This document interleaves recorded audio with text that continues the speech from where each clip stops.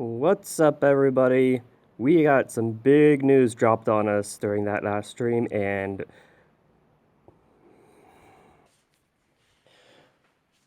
what's up, everybody? A huge bombshell just dropped on our head.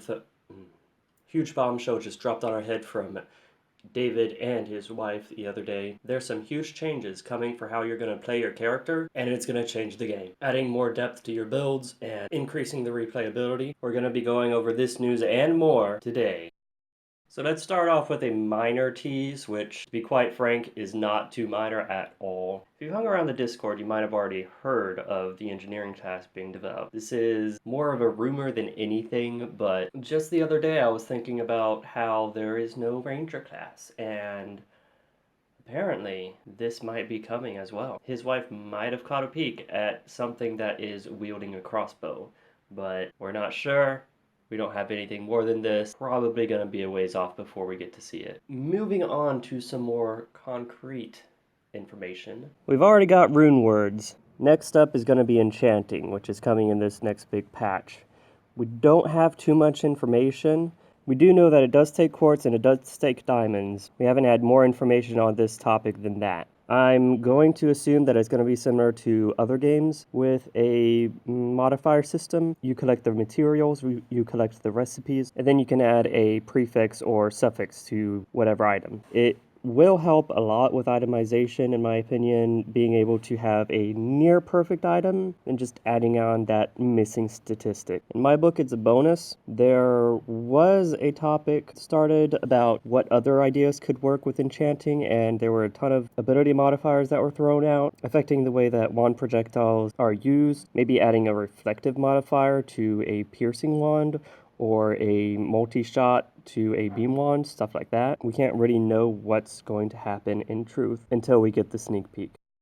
Our next piece of news involves the shared towns, and more specifically the shared bank. If you go through the VODs, you'll see that it's at 50,000, but that's nowhere near the exact price that it's going to be. This is just to test it to make sure that it can be placed and used and try and get the bugs all worked out. If you had played Lurks Below in the very first release, you would remember that ancient relic actually dropped randomly. The only thing that actually differentiated the classes was the guaranteed relic. Similarly, the only thing that restricts weapons from one class to the next is the drop. Rogues only get dual sword drop, wizards only get one drop, but there was never an actual code to restrict these specific items to those specific character classes, which apparently got our beloved developer thinking and questioning, is it even necessary? For the weapons, yes, it would be best to have those restricted to the classes, keep that distinction very concrete in any case, but what about the relics? There's no restriction on relics, so if you put in your Firestorm Opus, your cleric could pick it up, or your bard, or anybody else. There was no restriction on how those relics were actually shared. This brought the decision to question what actually could be most beneficial to the game. So, it's decided that relics will be soulbound. You won't be able to share your class relics with any other classes at all until you reach level 50. At level 50, you will receive your first key, which allows you to unbind a relic and share it to any other character. You'll receive a new key every 10 levels up to level 90, so in total, one character will have 5 keys to unbind relics with. So far, there isn't a decision to re-roll all the characters, so if you've got your level 90, you'll be ready to give all of its relics to the next characters. The only thing I'm worried about is if the levels on the relics are unrestricted, that you'll have a max-ranked Firestorm Opus on your level 1 character, and that's just not going to be fun for anybody. So I'm hoping that there is some kind of restriction to avoid just maxing out everything so easily. In any case, it'll give us several more builds to play around with and customization that we hadn't had before, which is always a welcome thing to have in the game.